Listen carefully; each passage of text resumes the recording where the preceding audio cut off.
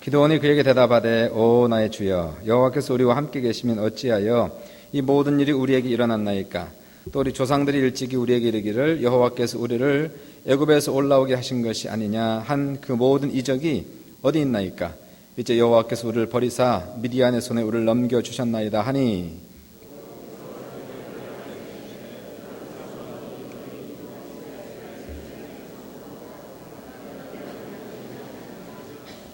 그러나 기드온이 그에게 대답하되 오 주여 내가 무엇으로 이스라엘을 구원하리이까. 보소서 나의 집은 므낫세 중에 극히 약하고 나는 내 아버지 집에서 가장 작은 자이니라 하니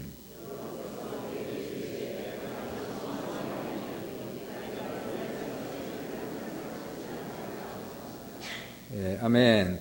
오늘은요 그 믿음과 순종의 사람 세 번째로서 기드온에 대한 말씀을 같이 전하고 은혜를 받고자 합니다.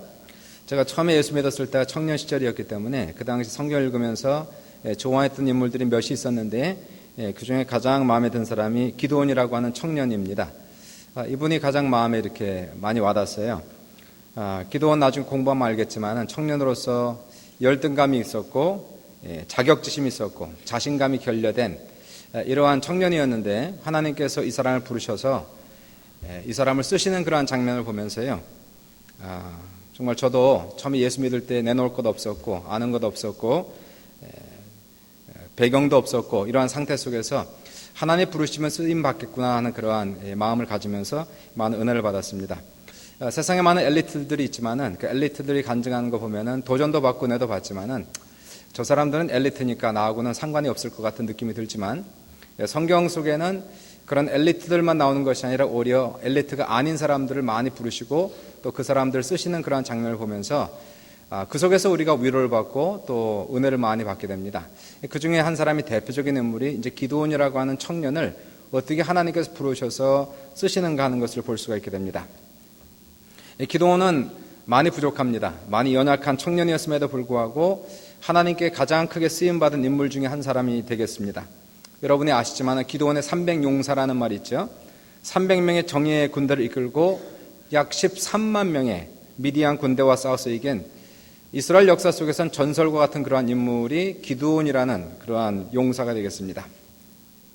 그 당시 이스라엘 백성은 하나님 말씀에 불순종하고 우상을 숭배한 까닭에 7년 동안 미디안 사람들에게 고통을 많이 당하게 되죠. 추수 때만 되면은 미디안 사람들과 군대들이 쳐들어와서 곡식을 다 약탈해가고 가축을 잡아가고 그리고 사람들을 죽이는 그러한 사건이 있었습니다. 이스라엘 백성들은 마음 놓고 살 수가 없었기 때문에 그때만 되면 산에 올라가서 거기서 굴을 파고 숨어서 사는 정말로 고통스러운 불안한 생활을 했던 때가 이 기드온의 그러한 시대가 되겠습니다. 이스라엘 백성이 마침내 자신의 죄를 깨닫게 되죠. 하나님 앞에 우상 숭배한 죄를 깨닫고 하나님 앞에 회개하고 간절히 부르짖을 때에 하나님께서 비로소 그들의 기도를 들으시고 이스라엘 백성을 구원하십니다. 그때 부른 사람이 바로 기드온이라고 하는 젊은 청년이 되겠습니다. 이 기드온은 다른 사람에 비해서 별반 차이가 없는 사람이었습니다. 용사가 아니고 정말 평범한 그러한 청년에 불과했고요. 미래에 대한 확실한 비전도 없었고 꿈도 없었던 그러한 청년에 불과했습니다. 이 사람도 용기도 없어서 이 사람도 역시 마찬가지로 이때가 되면은 산에 올라가서 숨어 지냈던 사람이었고요. 그리고 밀을 타작할 때에 타작마당에 살 수가 없어서 몰래 숨어서 포도즙 틀에 숨어서 곡식을 타작을 하고 있는 그 모습을 우리가 연상하게 되는데 바로 그때에 하나님의 사자가 나타나서 첫 번째 그를 부르면 이 얘기가 이겁니다. 큰 용사여 여호와께서 너와 함께 계시도다. 기드온은 도저히 이 말을 믿을 수가 없었습니다. 농담 같기도 하고요. 이게 웬 소리냐 하는 것이에요. 하나님의 큰 용사여. 아니 제가 무슨 용사입니까? 저는 용사가 아닙니다. 저는 미디안 군대가 무서워서 숨어서 있는 그러한 젊은 청년에 불과합니다. 그리고 하나님께서 함께 하신다 말씀하셨다면 어찌하여 하나님이 선택한 이스라엘 백성이 이렇게 극심한 고난을 당하고 그리고 많은 사람들의 생명이 죽어가고 있습니까? 그러한 질문투성이었던 그러한 신앙적으로 봐도 영적으로 봐도 참 많은 의심이 있었던 그러한 청년이었던 것을 우리가 볼 수가 있게 돼요. 그런데도 불구하고 하나님께서는 기드온을 부르셔서 이 사람의 마음을 변화시키시고 그리고 능력을 주시고 믿음을 주시고 용기를 주셔서 그리고 큰 용사가 되게 하시는 그런 모습을 우리가 볼 수가 있게 됩니다. 기도원의 모습을 통해서 실상 모든 능력은 사람에게 있는 것이 아니라 바로 하나님에게 있다는 것을 보여주시기 위하여 하나님께서는 이러한 부족한 사람들을 통하여서 일하시는 그러한 모습들을 우리가 볼 수가 있게 됩니다. 기도원은 주님이 주시는 그러한 은혜 가운데서 믿음이 생기고 용감해져서 순종하여 이스라엘 민족을 미디안의 손에서 구원하고 40년 동안 이스라엘 민족의 위대한 사사가 되어서 최고의 리더십의 위치에서 통치하다가 그리고 평안하게 죽는 그러한 모습입니다. 오늘 이 말씀을 통해서 기도원의 신앙을 찾아보겠는데요. 어떻게 했길래 이렇게 지극히 작고 보잘것없는 가문에서 그러한 사람에게서 이스라엘 민족을 구원하는 리더가 되었는가 하는 모습입니다. 우리는 그의 믿음과 순종의 특징을 한번 살펴보기 원합니다. 첫 번째, 기도원의 믿음은 자라가는 믿음이었다. 한번 따라해 보십시오. 자라가는 믿음. 다시 한번요. 자라가는 믿음. 기도원이 처음에 부르심을 받았을 때에는 믿음이 커서 부르심을 받은 것이 결코 아니었습니다. 이 사람에게는 믿음이 전혀 없었어요. 믿음이 없는 기도원을 부르셔서 하나님께서 믿음을 주시고 용기를 주심으로 그 사역을 시작하는 것을 우리가 보게 되죠. 사사기 6장 12절을 보시니까 하나님께서 이렇게 부르십니다. 큰 용사여, 하나님께서 너와 함께 계신다. 이 말씀을 들을 때 기도원의 대답이 이렇습니다. 주님, 내가 무엇으로 이스라엘을 구원하리이까? 보소서, 나의 집은 므낫세 중에서 극히 약하고 나는 내 아버지 집에서도 제일 작은 자입니다. 우리는 가문이 없습니다. 그리고 우리 집안에 아들들이 많이 있지만은 저는 아무것도 없는 가장 보잘것없는 그런 아들에 불과한데 어찌하여 저를 큰 용사라 부르십니까? 여호와께서 이렇게 말씀하세요. 내가 반드시 너와 함께하리니 내가 미디안 사람 치기를 한 사람 치듯 하리라. 하나님께서 기도원에게 나타나셨을 때 기도원에게 믿음이 있었나요? 전혀 없었습니다. 이 사람은 하나님에 대한 신앙도 없었습니다. 오히려 하나님에 대한 의심투성이었습니다. 하나님이 살아계시다면 어찌 이런 일이 있을 수 있겠는가 하는 믿음이 아닌 의심으로 나갔고요. 용기요? 전혀 없었습니다. 자신감이요? 전혀 없었습니다. 이 사람에게는 오히려 열등의식이 가득했어요. 자격지심이 있었어요. 자신감이 결여된 그러한 젊은 청년에 불과했다는 것을 보게 됩니다. 이러한 모습을 통해서 하나님 우리를 부르실 때는 우리가 자격이 있어서 부르는 것이 아니라는 것입니다. 믿음이 좋아서 우리를 부른 것이 아니라는 것이에요. 가문이 좋아서 배경이 좋아서 우리가 지식이 높아서 우리를 부르는 것이 아니고 우리 모습 그대로 부르시고 오히려 연약한 자를 부르셔서 큰 일을 행하시는 그 일을 통하여서 과연 능력은 우리에게 있는 것이 아니라 하나님에게 있는 것을 보여주시는 것을 우리가 볼 수가 있게 되는 것입니다. 우리에게 중요한 것은 오히려 기도원처럼 내가 부족하다는 것을 느끼고 깨닫고 겸손한 자세를 가질 때에 그 사람을 세우시는 하나님의 큰 은혜를 우리가 발견해야 되는 것입니다. 성경을 보시면 이러한 예가 수도 없이 많습니다. 사울 왕도 보시면요, 처음에 그가 왕이 되었을 때 했던 얘기가 있습니다. 저는 지극히 작은 자입니다. 내가 어찌 감히 이스라엘의 왕이 되겠습니까? 사울도 똑같은 고백을 하고 있어요. 하나님께서 그를 선택해서 지명하여서 이스라엘의 초대왕으로 세웠을 때에 아이고 저는 아닙니다. 제가 무슨 왕이 되겠습니까? 저는 그러한 사람이 될 만한 자격이 없습니다. 그런데 하나님이 놀랍게도 사울을 들어 쓰셔서 그에게 힘을 주시고 능력 주심으로 말미암아 전쟁에 승리케 하시고 위대한 초대왕이 되게 하신 것을 우리가 볼 수가 있게 되는 것이에요. 문제는 이 사람이 겸손한 마음에서 떠나서 왕이 된 다음에 마음이 교만해짐으로 말미암아 하나님을 의지하지 않았다는 것입니다.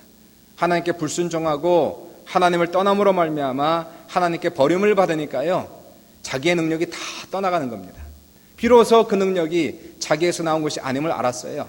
이 모든 능력이, 이 모든 지위가 하나님으로부터 왔다는 것을 깨달았지만 이미 사울에게는 너무 때가 늦어서 그 모든 축복을 잃어버리고 멸망했던 모습을 우리가 보게 됩니다. 우리가 두 번째 왕이었던 다윗도 마찬가지죠. 다윗 같은 사람을 보시면은 이 사람도 역시 내놓을 것이 아무것도 없었고 이 이새에게 아들이 8명이 있었는데 그 중에 막내 아들로서 아버지의 눈 밖에도 벗어난 사람이었습니다. 아버지에게도 인정받지 못한 막내 아들 다윗을 하나님께 선택하셔서 그를 두 번째 왕으로 세우시는 그러한 모습을 우리가 볼 수가 있게 돼요. 사무엘 선지자가 와서 그 아들들에게 기름을 부었을 때에 7명의 아들이 다 지나갔지만 다윗은 그 자리에 없었습니다. 다윗은 아니었다는 것이에요. 아버지의 눈에 볼 때도 다윗은 설마 왕이 될 수가 없다는 것을 알았기 때문에 다윗이 그 자리에 없었던 것을 볼 수가 있게 되는 겁니다. 그러나 하나님께서는 그 사람의 용모를 보는 것이 아니라 심중을 보신다라고 말씀하셨고, 그 부족하고 어린 다윗을 선택하여서 그에게 기름을 부으시고 이스라엘의 두 번째 왕이 되게 하시는 것을 우리가 볼 수가 있게 돼요.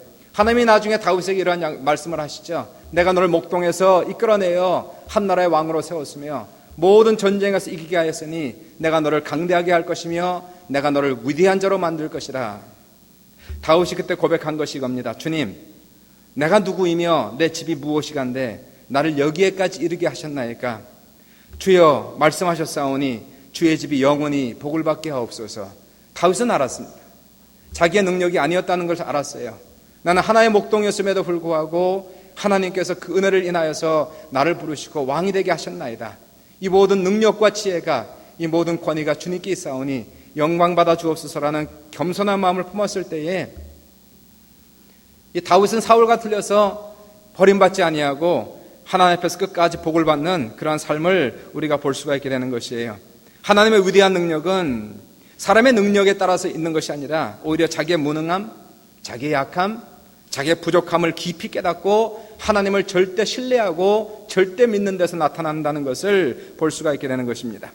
훌륭한 가문에서만 밀근을 찾는 것이 아니라 정말로 가문적으로도 볼 수 없는 그런 사람들을 선택하는 것이에요.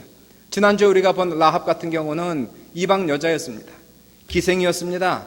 영어로 하면 prostitute, harlot이라고 하는 그러한 창기의 삶을 살았지만은 하나님께서 이 여인을 들어서 쓰시지 않습니까? 위대한 믿음의 조상이 되게 하지 않습니까? 가문이 빛나게 하는 놀라운 역사가 나타나게 하시고 이 여인의 모든 삶을 송두리째 뒤집고 하는 그 모든 일을 보면서 하나님의 놀라우신 능력을 우리는 볼 수가 있게 되는 것이에요. 오늘 우리가 사사기를 보았지만요, 사사기 안에 입다라고 하는 또 다른 사사가 나옵니다. 이 입다라고 하는 사람은 첩의 아들이었어요. 본처의 아들이 아닌 첩의 아들로서, 그래서 이 서자죠.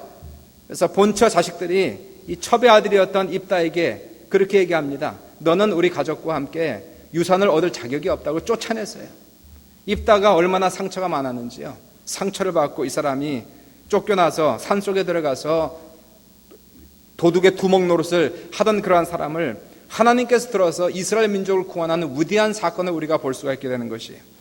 우리가 아는 동양의 성자라고 하는 가가와 도요 히코라는 이 사람도 역시 기생의 아들이었답니다. 자기 아버지가 누군지 모른다는 거예요. 이 사람이 예수를 믿고 나서 마음이 결단한 것이 나는 평생 기생의 아들이다, 훌의 자식이라는 말을 듣기 싫어서 어떠한 일이 있어도 주님을 잘 믿고 경건한 생활하기로 작정을 했답니다. 이러한 삶을 삶으로써 가가와 도요 히코는 평범 이하의 그러한 기생의 아들이었지만은 지금은 동양의 성자라고 하는 그러한 이름을 듣게 되는 것을 우리가 보게 되는 것이에요. 하나님 우리를 부르실 때는 우리의 배경을 보고 부르는 것이 아닙니다. 우리의 모습 그대로 부르셔서 과연 능력은 우리 안에 있는 것이 아니라 하나님께 있다는 걸 보여주기 위해서 때로는 노인들을 부르기도 하고 때로는 교육이 없는 사람을 부르기도 하면서 쓰시는 놀라운 역사를 우리가 보게 되는 것입니다. 아브라함을 보세요. 75세의 부르심을 받아서 지금은 가장 큰 믿음의 조상이라는 그러한 별명을 얻게 되었고요. 모세를 보십시오. 80세에 부릅니다. 그리고 위대한 이스라엘 민족의 리더가 됩니다.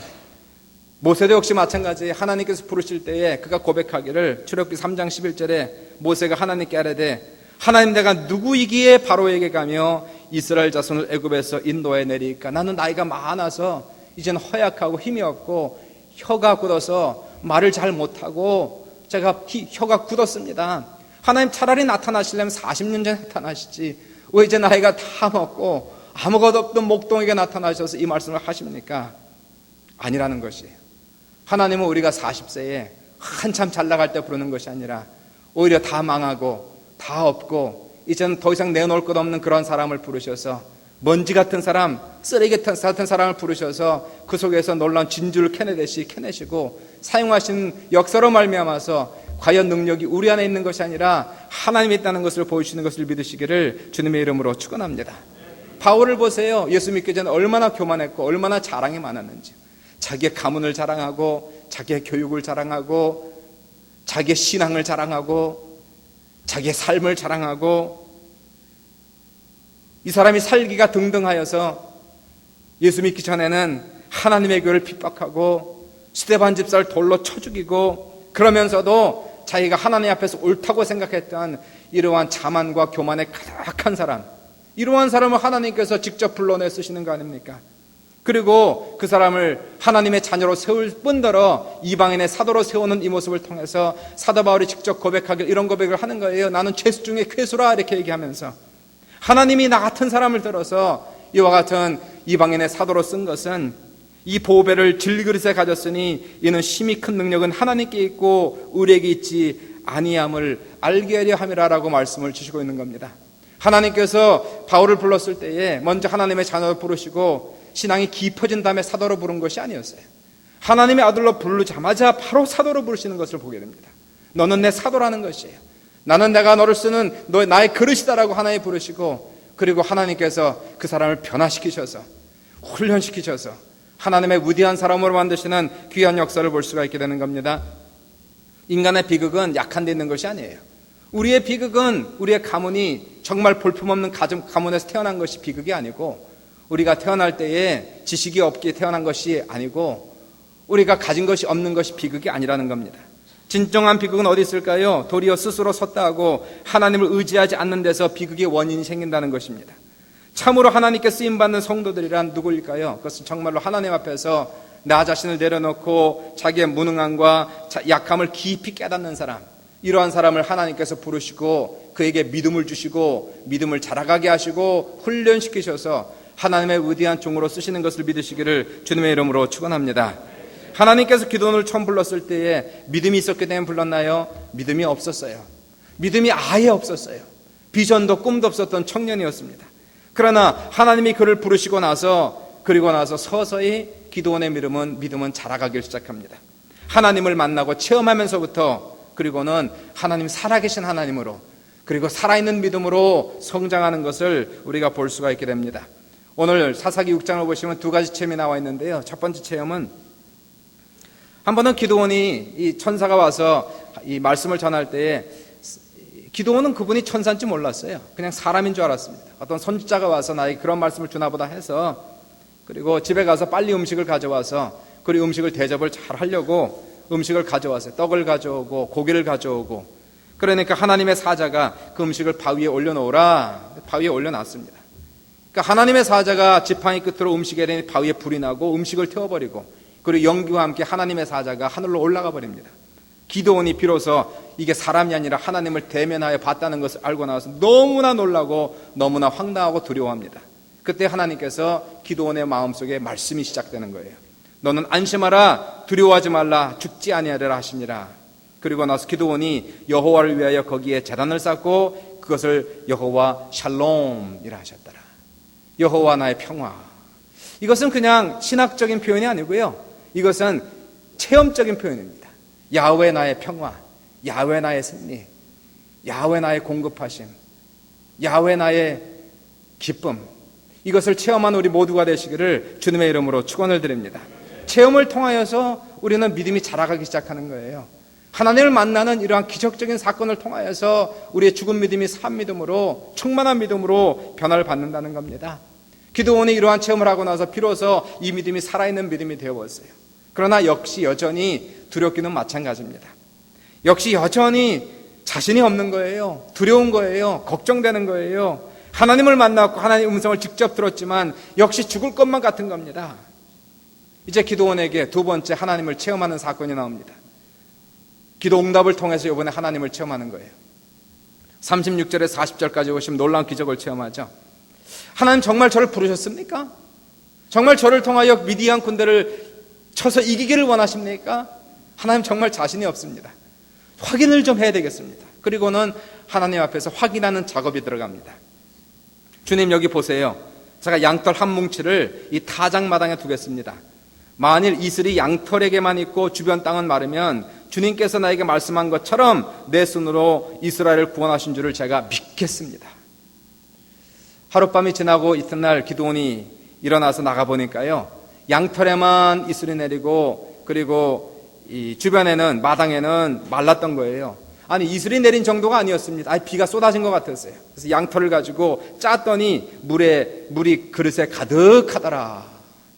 그런데 여전히 이 기도원은요, 역시 여전히 계속해서 의심투성입니다. 하나님 죄송합니다. 한 번만 더, 딱 한 번만 더 제가 확인하겠으니까 노하지 마옵소서. 이번엔 거꾸로 하겠습니다. 이번에 원하건대 양털은 마르고 주변 땅에는 다 이슬이 있게 하옵소서 하였더니 그 밤에 하나님이 그대로 행하시니 곧 양털만 마르고 주변 땅에는 다 이슬이 있었더라.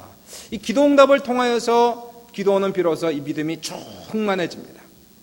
이러한 체험을 통하여 하나님을 알고 나니까 하나님을 절대적으로 신뢰할 수가 있는 거예요. 어떠한 환경 속에서도 두려워하지 않는 믿음이 생긴 거예요. 그리고 나서 300명을 데리고 13만 명을 이기는 놀라운 승리를 이루게 되는 사건을 우리가 보게 됩니다. 사랑하는 여러분, 우리도 하나님을 체험한 우리 모두가 되시길 주님의 이름으로 축원합니다. 체험을 해야 살아있는 믿음이 되는 거예요. 죽은 믿음이 살아있는 믿음으로, 살아있는 믿음이 깊은 믿음으로 자라가기 위해서는 정말 하나님은 살아계시는 거구나. 여호와 샬롬, 여호와 니시, 여호와 라파, 나를 치료하신 하나님, 평화 주신 하나님, 승리 주신 하나님, 공급하시는 그 하나님을 날마다 체험하여서 믿음이 점점 더 자라가는 우리 모든 성도들 다 되시기를 주님의 이름으로 축원합니다. 어떻게 체험할까요? 첫 번째, 말씀을 듣고 읽는 중에 하나님을 체험하는 겁니다. 하나님은 다르게 체험하는 것이 아니라 이 말씀으로 우리는 체험을 반드시 하게 되는 것이에요. 말씀은 능력입니다. 말씀을 읽는 중에 말씀이 귀에만 들리지 말아야 되는 거예요. 말씀이 머리에만 맴돌면 안 되는 겁니다. 말씀은 영이기 때문에 영에서 영으로 들어가는 것입니다. 우리 영혼을 울리는 말씀이 되어야 되는 것이고, 우리 영혼을 변화시키는 그런 말씀이 되기 위하여서 하나님 말씀을 읽고 들을 때마다 하나님의 음성을 듣기를 간절히 소망할 때에 이 말씀이 내 안으로, 내 내면 속으로 들어가서 내 속사람을 치료하고 변화시키는 놀라운 역사가 나타남으로 말미암아 말씀을 체험하는 우리 모두가 되시길 주의 이름으로 축원드리고요. 두 번째, 성령 체험을 우리가 할 수가 있게 되는 것이에요. 오늘도 하나님은 살아계셔서 이 자리에 계신데 예수 이름으로 성령으로 이 자리에 와 계신다는 것입니다. 천지를 창조하신 그 하나님께서 이 자리 예배 중에 와 계시고, 그 하나님께서 우리 속에 와 계셔서 오늘도 우리에게 말씀하시고 우리를 인도하시는 성령 충만하심, 오늘도 불처럼 바람처럼 생수의 강물처럼 역사하셔서 오늘도 빛으로 찾아오시고 생명으로 찾아오시고 은혜와 능력으로 찾아오시는 성령 충만을 체험함으로 말미암아 하나님이 살아계시는 그 하나님을 우리의 몸으로, 우리의 가슴으로 체험하고 그 하나님을 찬양하는 놀라운 여러분 되시기를 주님의 이름으로 축원합니다. 마지막 세 번째로 기도 응답을 통해서 우리 하나님을 체험하게 되는 것이에요. 우리가 작은 것도 하나님이 응답하신다는 것을 체험해야 됩니다.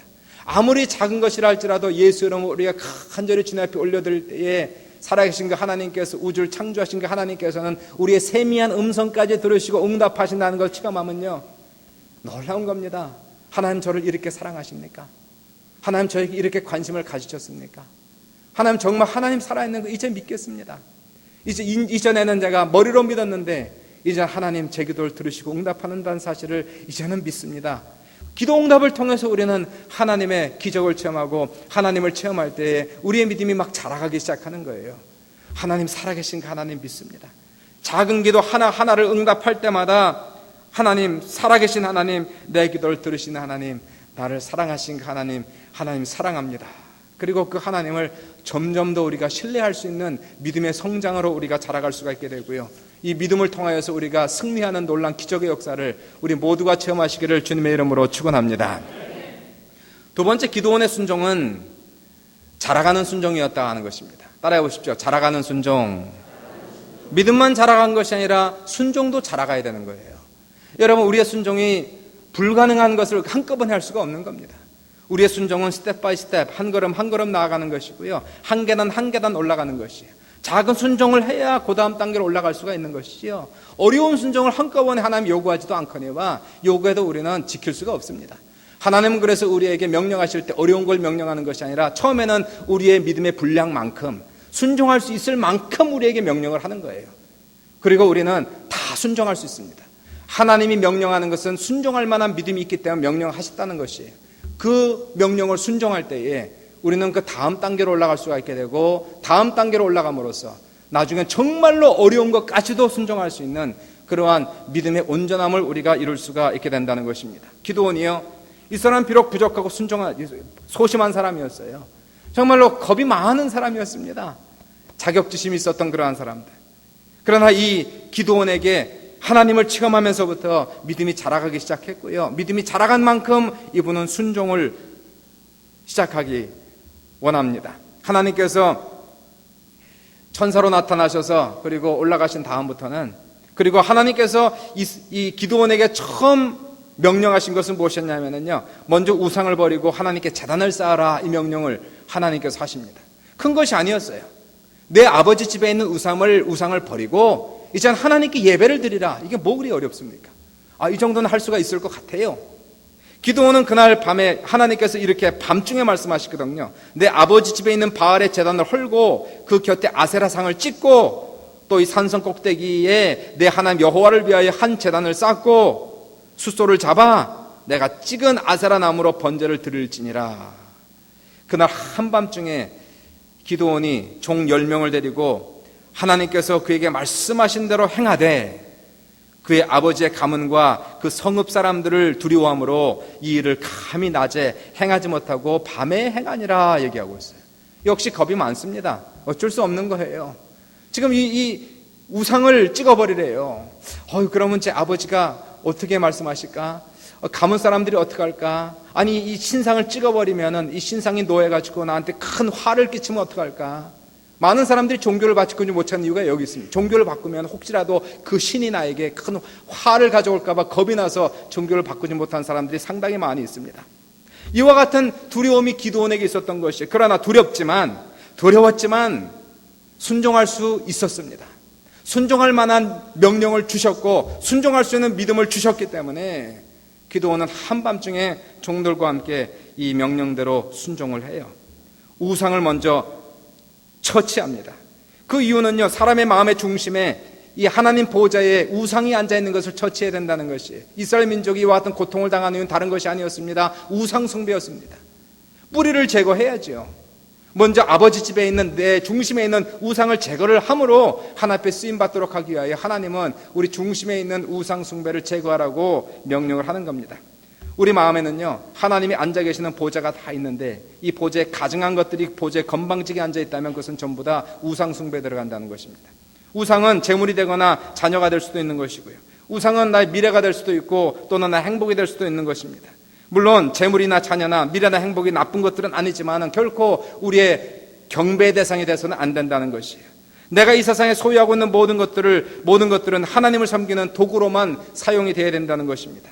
우리 인생의 모든 고통과 저주, 이런 것들은 우상 숭배에서 왔기 때문에 하나님께서 우리 인생의 문제를 해결하기 위해서 먼저 우상을 척결하고 하나님께 100% 헌신하여 드리는 예배를 우리에게 명령하는 것을 우리가 볼 수가 있게 되는 것입니다.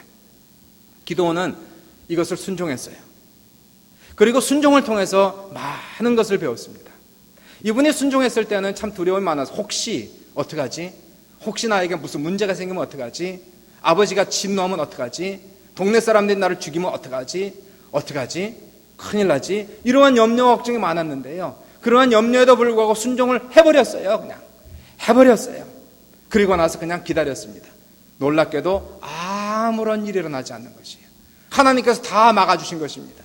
놀랍게도 하나님이 기적을 베푸셔서 동네 사람들을 막아주시고 아버지를 막아주시고 모든 것을 막아주셨어요. 하루 종일 기다려도 아무런 문제가 없었습니다.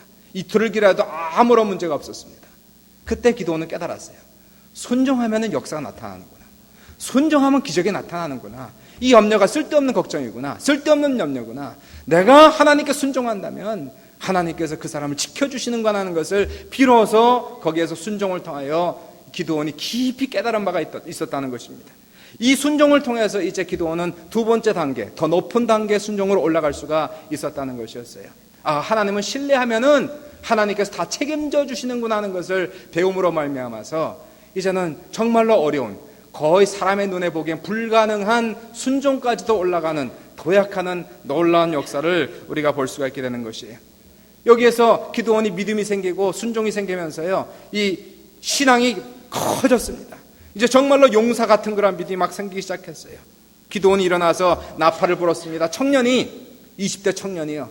나팔을 길게 불었어요. 전쟁 나팔이었습니다. 사람이 모이라는 나팔 소리였습니다. 그러자 12지파의 사람들이 쫙 모이기 시작했어요. 그때 모였던 사람의 숫자가 굴에서 사는 사람들이니까요, 다 숨어서 살던 그런 사람들이 동굴에서 기어 나온 거예요. 그 숫자의 수가 32,000명에 모이던 겁니다. 미디안의 군대요, 13만의 군대였어요. 근데 하나님께서 이렇게 말씀합니다. 32,000명 대 13만이었는데 아직도 4대 1이었지만 하나님의 말씀은 이 많은 군사는 너무 많다는 거예요. 오히려 이 군사가 많으면 스스로 자랑하여 우리의 힘으로 이겼다고 교만할 것이기 때문이니라. 하나님의 절대적인 원리가 여기 있습니다. 능력이 우리 안에 있지 아니하고 오직 하나님에 있다는 것을 보여주기 위해서 하나님은 어찌하든지 놀라운 하나님의 기적을 베푸시는 것을 우리가 볼 수가 있게 돼. 그래서 기도는 사람들에게 명령하죠. 여러분 중에 두려워하는 사람 있으면 다 돌아가십시오. 그랬더니요 22,000명이 돌아가는 거예요. 32,000명 중에서 이제 10,000명만 딱 남은 겁니다. 10,000명 대 13만 명. 하나님께서 말씀합니다. 아직도 많다는 거예요. 이 숫자를 가지고 이기면 혹시라도 만에 하나 자기의 힘으로 자기의 능력으로 자기의 지혜로 이겼다 할까 두려워 내가 이 숫자 더 줄이겠노라. 그리고 나서는 하나님께서 사람을 가릅니다. 떼약볕이 내려 쪼이는 목마른 시간에 훈련을 시키다가 강가로 내려가서 거기서 물을 마시게 하는데요, 내려가서 물을 마신 너무 목마르니까 대부분의 사람들은 무릎을 꿇고 엎드려서 꿀꺽꿀꺽 마시는 겁니다. 근데 소수의 사람들은 조심스럽게 내려가서 사방을 둘러보면서 한 손으로 물을 떠가지고 그리고는 물을 이렇게 마시는 거예요. 여러분 어떻게 마셨겠습니까? 만약에 물을 이렇게 떠서 마셨으면 여러분은 300명 중에 한 사람이 된 것입니다. 물을 담아 마신 300명, 9,700명은 전부 다 물을 이렇게 마셨어요. 300명을 하나님 뽑으셔갖고 이 300명으로 내가 13만 명의 군대를 이기리라 이렇게 말씀합니다. 놀라우신 사건은요, 이 300명은 어떠한 사람이었느냐 하면은 기드온의 명령에 절대적으로 순종하는 사람이었어요. 사람 숫자는 300이었지만은 한 마음 한 뜻으로 한 생각으로 모인 한 몸처럼 움직였던 그러한 사람들이었던 것을 볼 수가 있게 돼요. 하나님은 절대 순종하는 사람만 요구하시는 것을 우리가 보게 됩니다. 말이 많은 거 원치 않는 거예요. 이유가 많은 거 원치 않는 거예요. 하나님 명령하면 그대로 순종하는 사람들만 주님께서 고르다 보니까 300명의 정예부대가 나오는 것을 볼 수가 있게 돼요. 이 사람들에게 기드온이 명령합니다. 자, 한밤중에요 300명을 세 대로 나누었어요. 그리고는 무기를 주는데 한쪽엔 나팔 들고 한쪽엔 빈 항아리를 들어라. 아니 웬 항아리를 듭니까? 300명은 질문하지 않습니다. 절대 순종이었어요.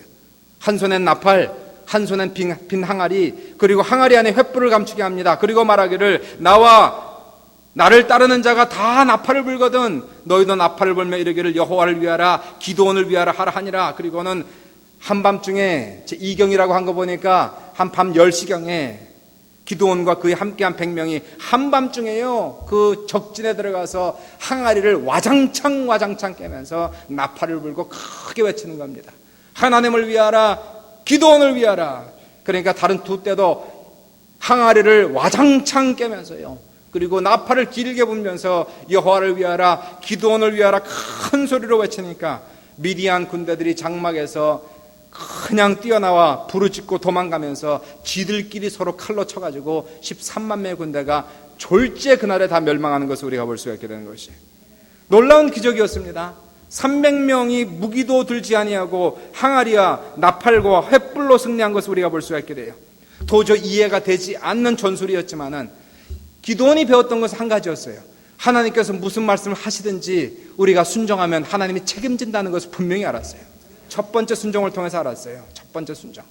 자기가 염려하고 걱정하는 것은 괜히 인간적인 것에 불과하다는 것을 깨닫고 하나님의 말씀하신 분명히 이유가 있는 것이고, 그리고 하나님의 명령에 순종하면 분명히 주님이 지킨다는 첫 번째 순종을 통해서 이 두 번째 위대한 순종을 지금 기드온이 하는 것을 우리가 볼 수가 있게 되고요. 죽기를 각오한 순종.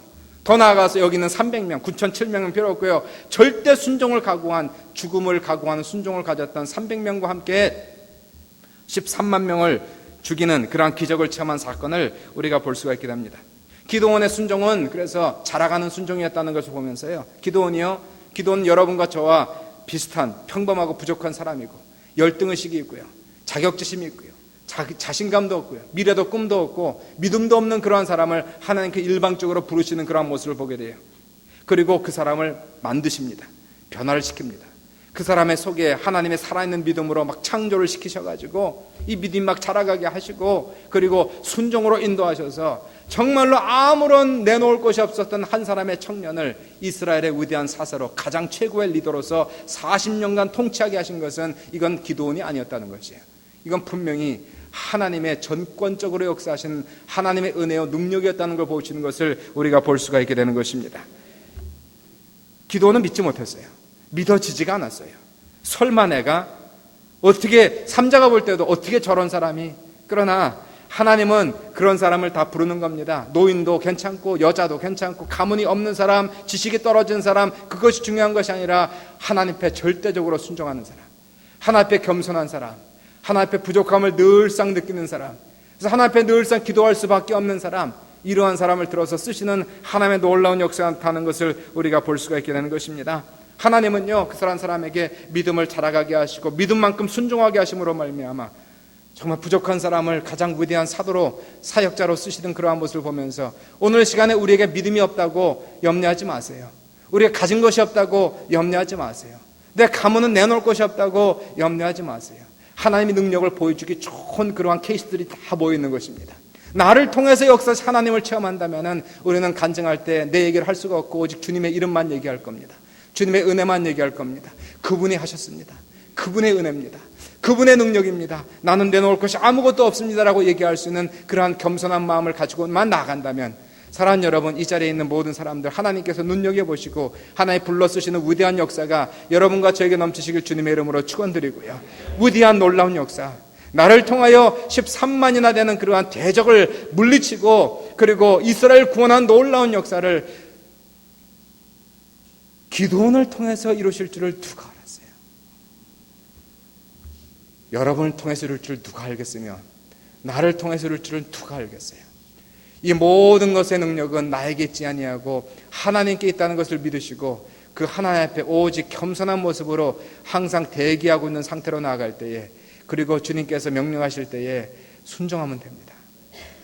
그분이 책임져 주시니까, 그분이 도와주시고 아무런 우리가 염려하는 일들이 아무런 일도 일어나지 않도록 주님께서 인도하신 놀라운 역사가 있으니까요. 믿음을 가지고 순종함으로 하나님 위대한 사역을 이루시는 우리 모든 주의 일꾼들 다 되시기를 주님의 이름으로 축원합니다. 주의 이름으로 축원합니다. 기도하겠습니다. 잠시 시간 우리 말씀을 기억하면서 우리의 현재 있는 믿음이 없거나 연약한 부분들 괜찮습니다. 하나님 이 시간에 저도 하나님 체험해서 내 믿음이 자라가게 하시고 또 주님 말씀할 때 제가 순종하겠습니다. 작은 순종을 시작하겠습니다. 작게 시작하겠습니다. 이러한 헌신을 드리면요, 하나님께서 그거 다 들으십니다. 그리고 그만큼 또